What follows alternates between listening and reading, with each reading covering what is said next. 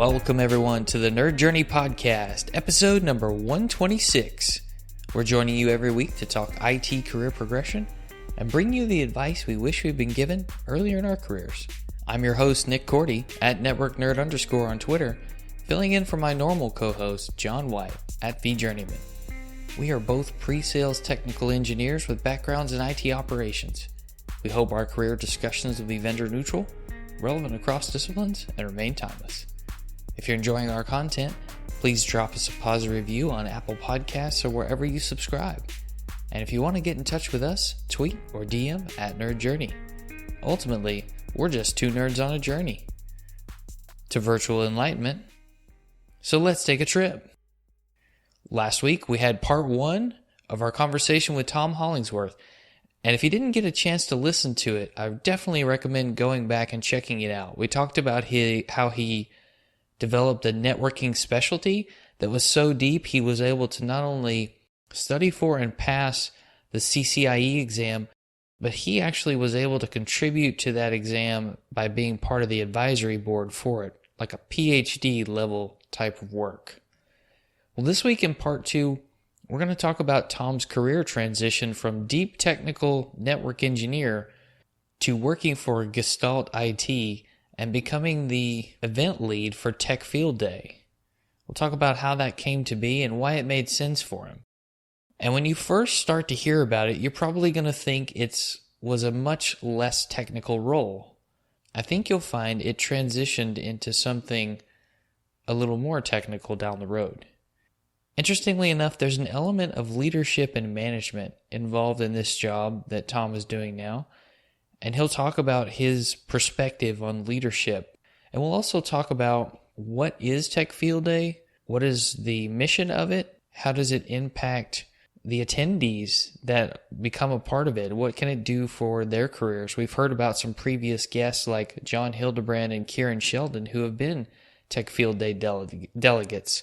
So this is a little bit different perspective from someone who's on the inside track as to what Tech Field Day is really like and what makes up an event. So let's get to part two of our interview with Tom Hollingsworth.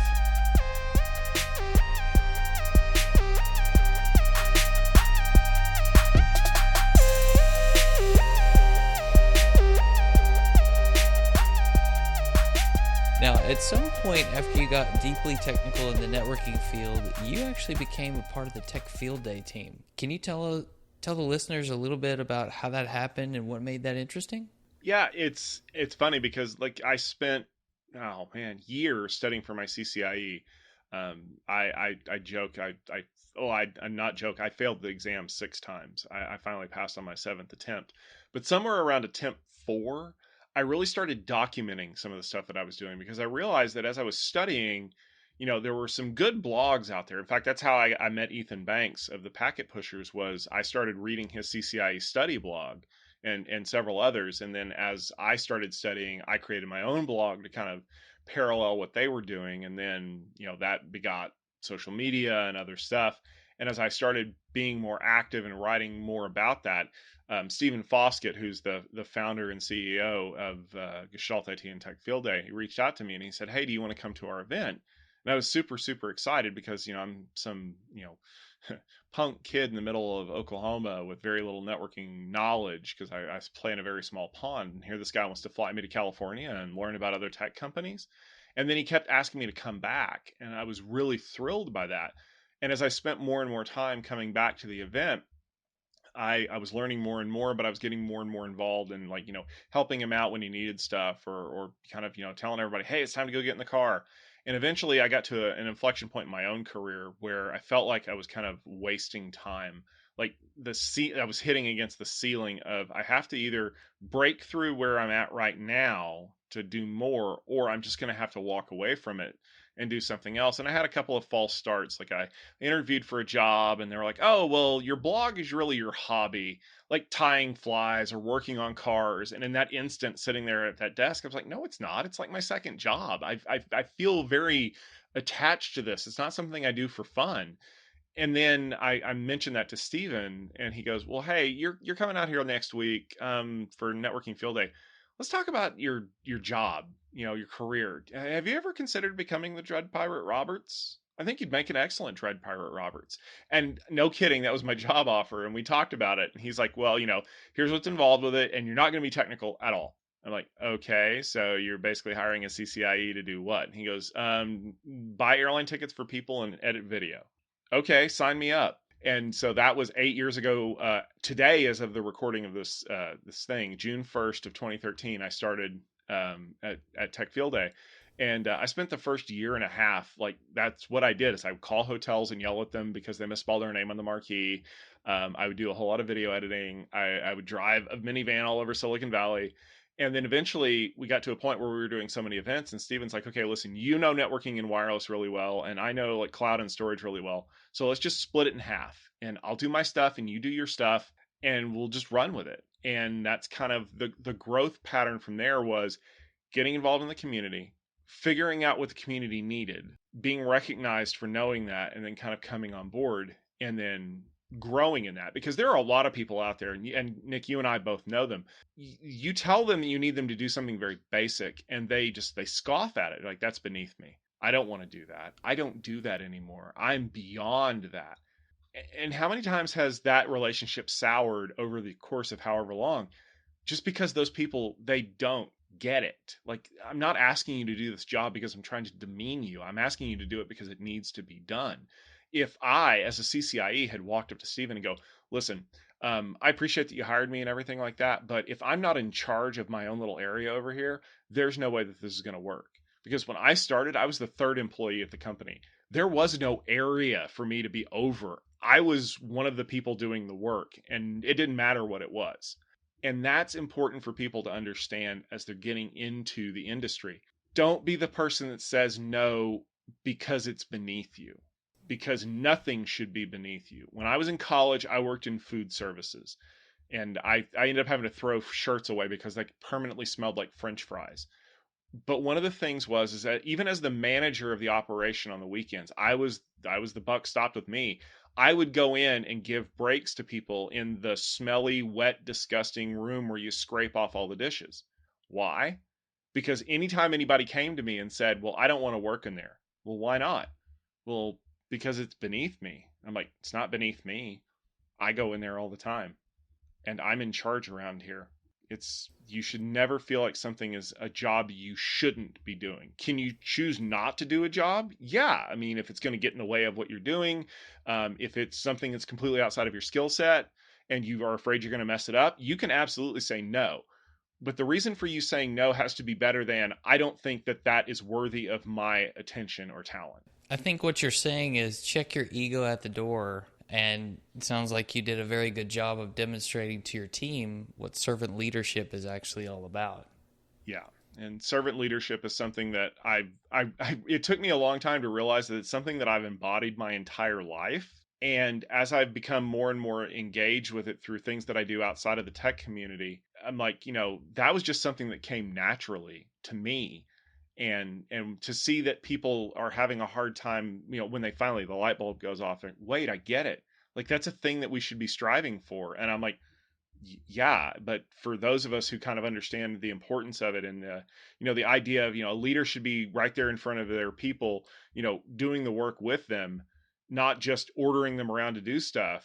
It's kind of impactful, not just to you to understand what you need to do to make people better, but also to the rest of the people who go, I will follow that person anywhere because, they got down with me and made sure that it happened. That's good. Setting that example and removing roadblocks. We've had other guests on the show who went into management, and they say that their job is to remove roadblocks for their team so that their team can be better, develop, and do their job efficiently and effectively.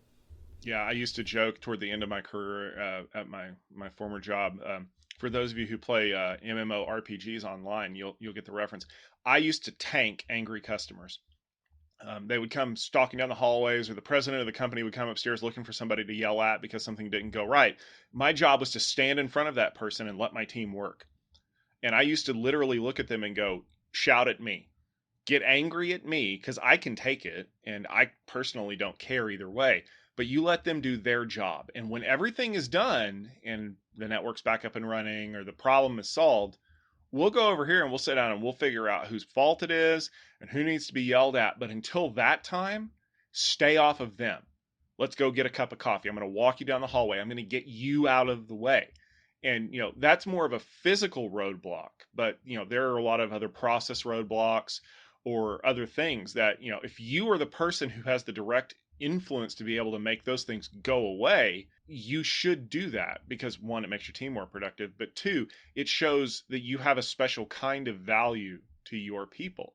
There have been situations in the past with some of my old bosses where I screwed up. I know I screwed up, and they rightfully told me that I screwed up. So mea culpa, I get it. But as soon as the person above them came in looking for me, they turned right around and defended me to that person.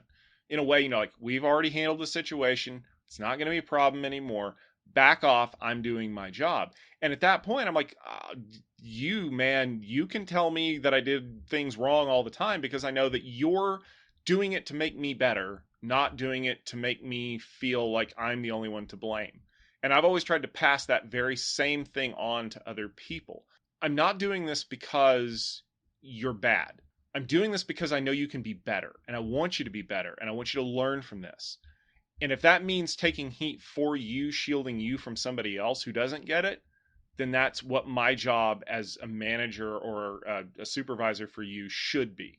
Yeah, there's something to be said in buffering the intense situation. It takes a special kind of talent for you to be able to take that angry or upset person and basically defuse the bomb. We got into management there. Have you managed groups of people at various points throughout your career? You mentioned in food service, you mentioned a team of networking engineers. Have you done that at Tech Field Day at Gestalt as well? In a way, yeah. As the event lead, it's ultimately my role to make sure that everything happens the way that it's supposed to, that the presenters show up when they're supposed to, that the live stream goes up when it needs to. And ultimately, when decisions have to be made about something, I'm the one who has to make them, which means de facto people do what I say, which I guess makes me a manager. I've never really thought about it like that, but in a way, I mean, I used to joke with my mom because my mom has the same problem. Wherever we work, eventually we get kind of thrown up the ladder because we're capable, intelligent people who know how to motivate others to get things done. And real managers, real understanding people will recognize that quality and go, I'm going to make you do the thing as your job. And it's not fun.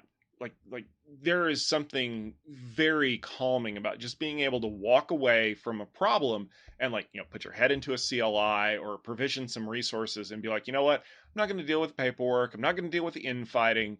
But eventually the people who are good at those jobs kind of get put into them because someone does need to be there to kind of play the referee when two people are fighting about something, or take the heat when a customer's upset because the schedule slipped and they got put off another day. Or, what happens when 5 people call in sick on the same day for various reasons and you have to reshuffle resources. Some people are just not good at that job. And so you learn to lean on the people who can. And it doesn't necessarily mean that you are the only one. Like, you need to find somebody that you can lean on too. Because very few organizations have a structure where only one person is ultimately responsible for everything. Maybe you're a product manager. Well, then you have a VP above you, and that person is a VP above them. And eventually you get to the CEO, but that's probably 4 or 5 steps removed. And you still need to leverage that capability because there are some decisions that may just be beyond you. So recognizing when you're in over your head is probably one of the things that I wish I would have learned a long time ago. Instead of just making things up, just stop and look around and go, is this a decision that I need to be making, or should I consult with somebody else? And if the answer is, I don't know, then yes, you need to go find somebody else. Even if you're just talking through them and going, I think this is what I'm supposed to do, but here are the other things that could go wrong if I don't get it right. And even if that person goes, dude, this is what you've got to do, at least you know that you don't need to go any further than that you need to spend more time kind of analyzing the options, as it were.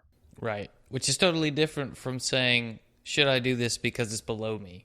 Yeah, exactly. I mean, Well, here's the thing. If you think about where I would consider kind of the ultimate in discipline management is in a military unit. Sergeants are basically there to get people to do things. They're given orders that they then pass on to other people. And it's very structured. But I promise you, whether it's a sergeant or a petty officer or anybody, kind of a senior enlisted person, they can do your job better than you can. What they're really good at is getting you to do your job better. And so, like, read any story of, I told the sergeant that he didn't know what he was talking about. And the next thing I know, he was doing my job and driving the truck better than me and doing 10 more push-ups and then barking at me the whole time. And they have the ability to just say, I'm going to tell you what to do. You need to do it. There's actually a really good story that I've used in some of the courses that I'm involved with about George Washington. And he was riding through one of his encampments during the Revolutionary War. And he noticed that there was a squad of men who were trying to raise a wooden beam in the mud. And there was a corporal who was sitting on the kind of the outskirts, and he was shouting encouragement and giving orders to these guys to lift this beam out of the mud. So Washington got off of his horse and walked up to the corporal and said, "What are those men doing?" And he goes, "Oh, well, they're trying to lift this beam to build this structure. We just need to motivate them more." And so Washington got down, rolled up his sleeves, and helped them lift the beam. He's covered in mud. Corporal's just standing there. He doesn't know what's going on. So they lift the beam out of the mud. And so he goes back and gets on his horse, and he looks down at the men. He goes, "If you ever need my help, just call for Washington and he will come." And there's a bunch of things he could have done. He could have ordered the men to work harder. He could have ordered the corporal to get down in the mud and help those men. But by the fact that he got off of his horse and got down in the mud with them and showed that he, the general of his army, was willing to do the work of a private, well, I'm pretty sure that those men would have marched all the way to London on a pontoon bridge for him after that. Yeah, that's a great story.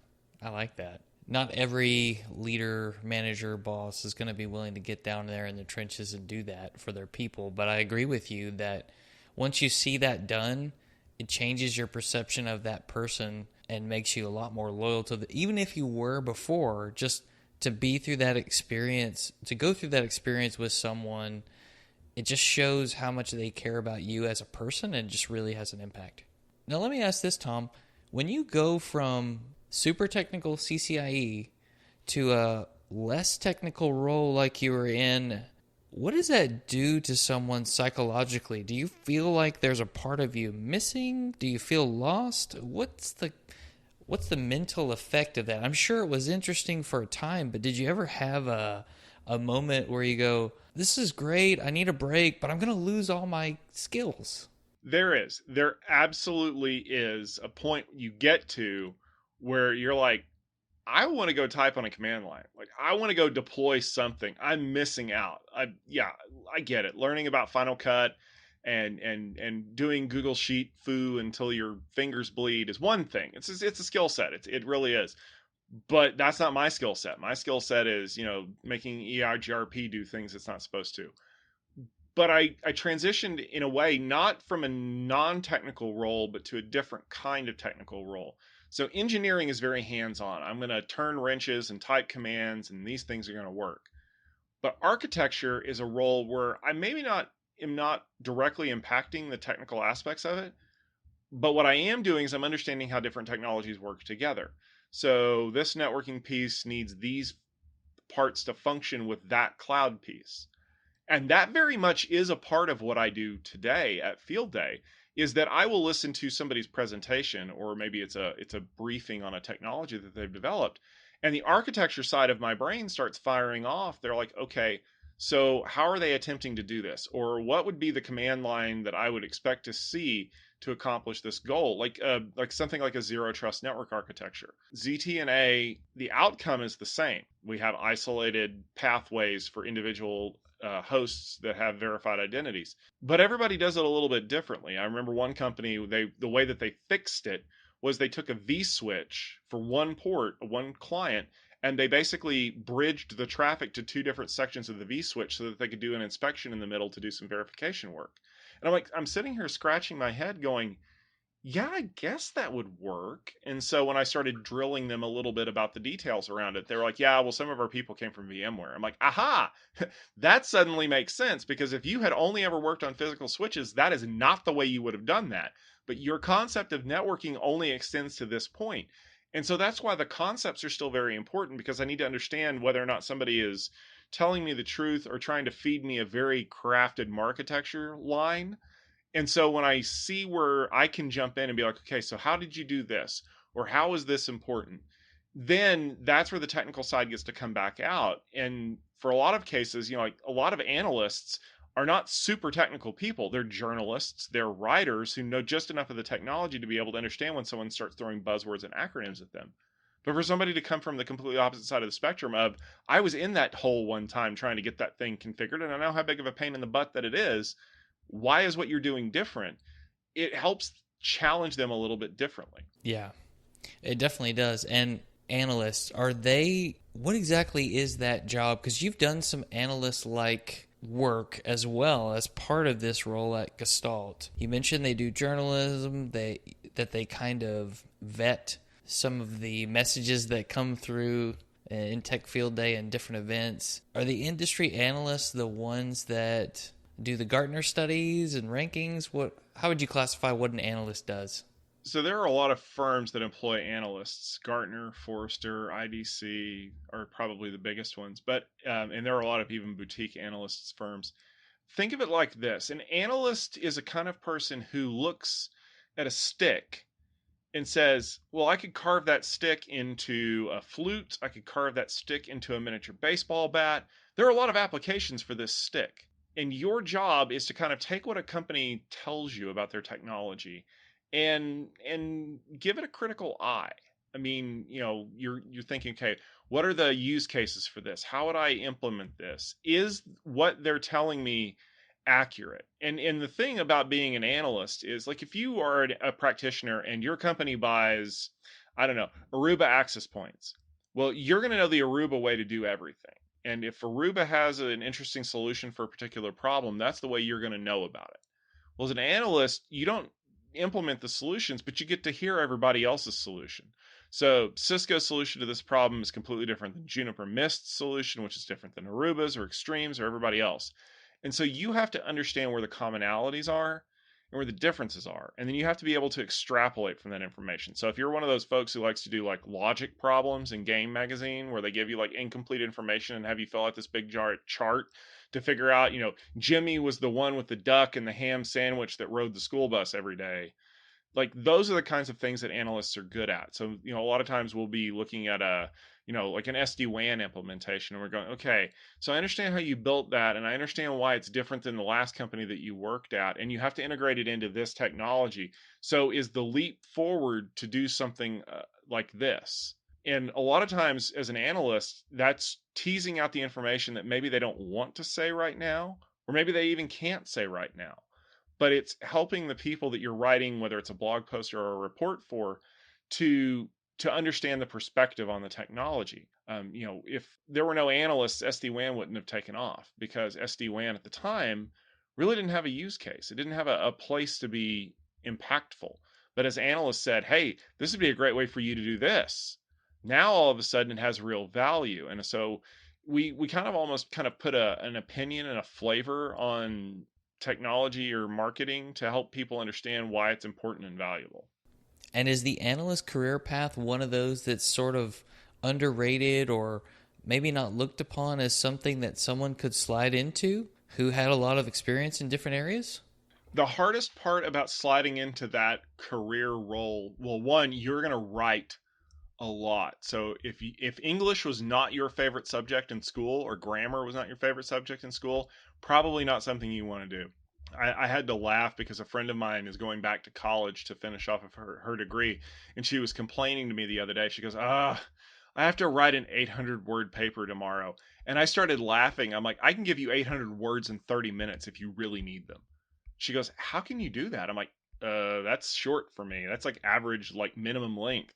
And it's because I like to write, and I like to be able to tie all these pieces together and help people to understand how stuff works. But it also means that I have to have a really deep understanding of the technology. And so, like, if you were starting out your career, you don't know how everything works. We joke around all the time. You've got the old grizzled veterans that are sitting in the back. They're like, I remember back in my day before we had that TCP and we had to tie everything together with cables and token rings. And yeah, they've seen some stuff. But more importantly, they've seen how stuff has evolved. So they understand why going back to the way that things used to work has advantages and disadvantages. And so that body of knowledge is something that you have to build before you get good at being an analyst, because it'll help you pick out patterns that you may not have seen before. And so it's a lot of it is just really is experience. And just like the technical experience that I got being a network engineer for 10 years helped me be a very good field day event lead, the combination of the engineering and the architecture and business analysis that I got from being a field day event lead helps me be a better analyst, because I not only understand the technology drivers, but I understand the business drivers that make the technology work.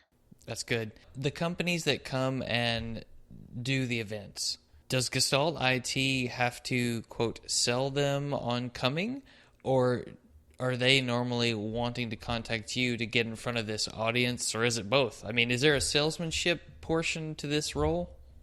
There is. It is both. I told Steven before I started, I'm like, I'm a horrible salesperson. Like I can't sell anything, because my sales strategy is, I'm going to tell you how awesome this is, and then I want you to give me money.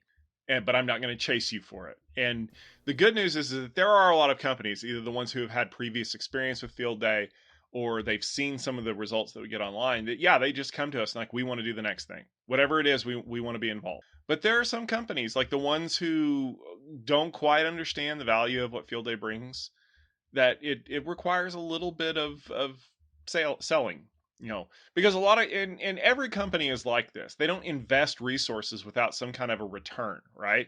Whether it's coverage, blog posts, or video, or social media discussion, there's some kind of exchange that has to happen, because obviously, as Stephen and I are fond of saying, don't ever get paid in exposure, because you die from getting paid in exposure. There has to be some kind of an exchange. If there's money that changes hands, so to come to Field Day, there is a cost associated with it. They have to get something out of it in return. Well, is the video a valuable enough resource? Is it the coverage that they get from amateur analysts? Is it something else? Because a lot of companies are very happy to exchange money for things like leads. Oh, well, we want to know everybody who went to the video stream, and we want to get their information. Well, Stephen and I have been very adamant we don't do that. Like that, we don't do lead generation. It's just who we are.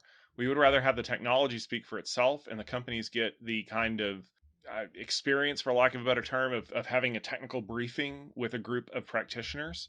And the minute you turn that into, oh, well, Bill Watson from Kentucky logged into the stream and gave us his email address, and here's Bill Watson's email address, and you go track him down and get him to buy your thing. There's not a whole lot of value in it, because then it just becomes no different than like scanning somebody at a booth at a trade show. Right. And the people that you're taking to a tech field day event, whether it be storage, network, cloud, whatever the category is, those are generally people who are individual contributors that work on the technology, have some kind of influence in the industry, and I think they're encouraged to write about what they see and experience. What's the commitment for an attendee, I guess? So that's true. So the people who sign up to be a part of what we would consider the live in-person audience, we refer to them as delegates, because they kind of stand for the members of their community that aren't going to be able to make it in the room. There's three categories that you have to qualify in to be a delegate. You have to be an independent technical influencer, and those words are not chosen at random. You have to be independent, which means you can't work for any company that makes stuff. So if you work for Cisco or Dell or VMware, you really can't be involved with the event, because your primary focus when you work there is your company, and that makes some people uneasy. I feel like you're saying I'm biased, Tom. I'm just kidding. it's not just that you're biased necessarily, it's the perception that you could be even if you're not. And so there are Right. companies who'll be like, well, I'm not going to talk to Nick because he works for my competitor. Yeah, but Nick's a decent guy. It doesn't matter. They're not going to speak, even though everything's public. Yeah. They have to be technical.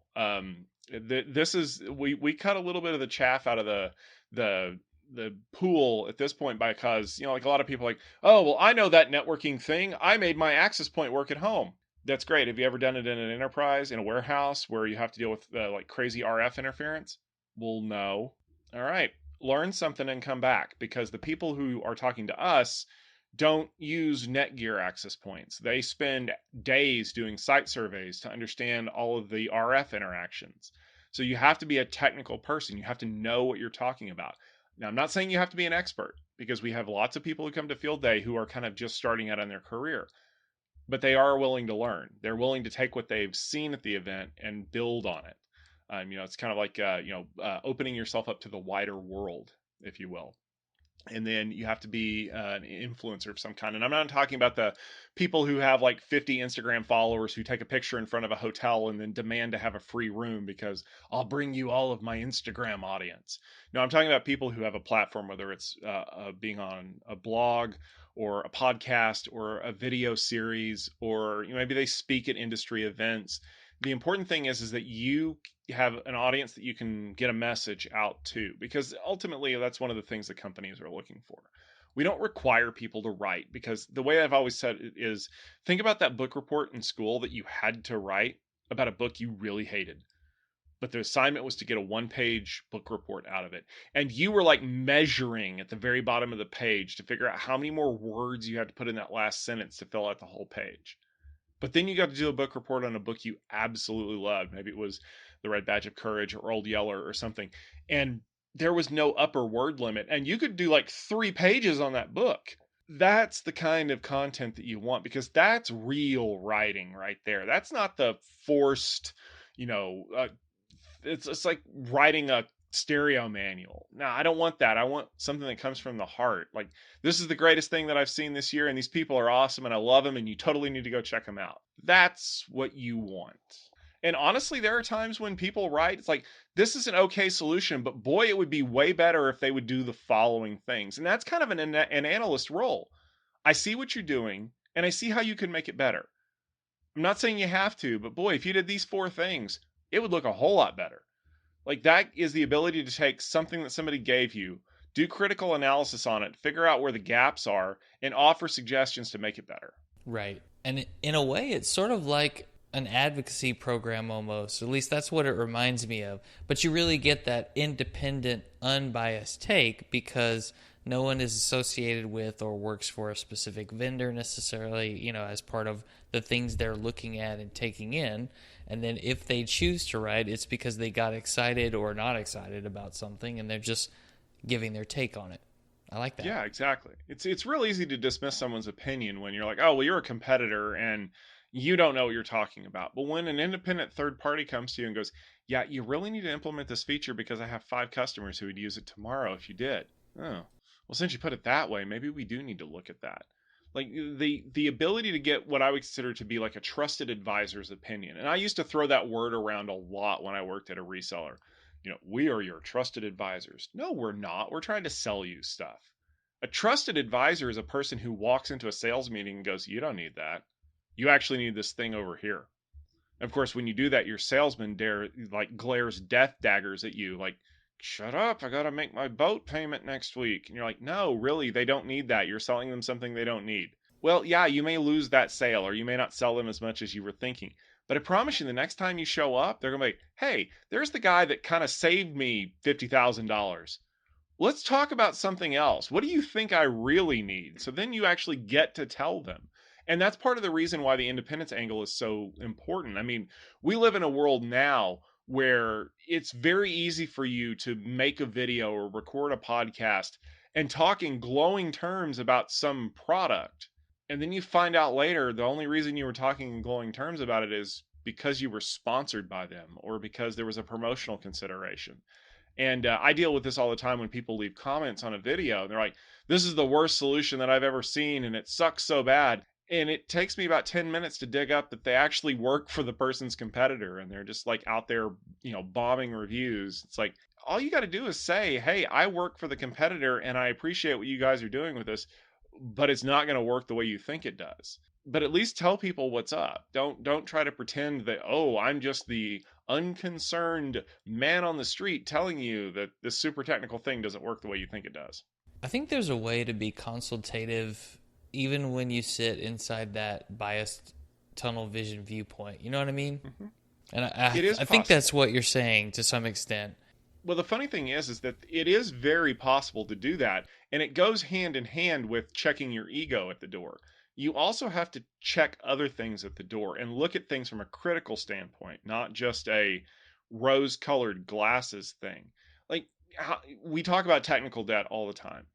I inherited this network and it's running an AS400 mainframe, and it still has, 802.11b access points, and it's going to take me forever to deal with this. But companies have technical debt too. Man, wouldn't it be awesome if we could just scrap this entire firewall portfolio and build it from the ground up the right way? Yeah, you're right, it would. But we bought that company for $400 million 10 years ago, and we're going to keep using them because we've already invested in that. It is very much the sunk cost. We're going to wring every dime we can out of them before we jettison them and rebuild it. So if you're willing to take a step back and go, listen, in a perfect world, we wouldn't be doing this. We would use something else. How many times have we heard best of breed? But that's not the option right now. So if you want the full stack from us, you're going to have to use this product, and that means you're going to have to configure it this way, and you're going to have this other thing. I'm sorry, but that's just the way that it works. That's a very fair analysis from someone on the inside to go, is it perfect? No. Will it work? Yes, with these caveats. If you're okay with that, we can make it work for you. But far too often, the person doing that conversation is more interested in about hitting a sales goal than they are about helping the customer. Right. We should all be helpful. Like Josh Duffney said in a previous conversation, seek to just add value and you'll never go wrong. Mm-hmm.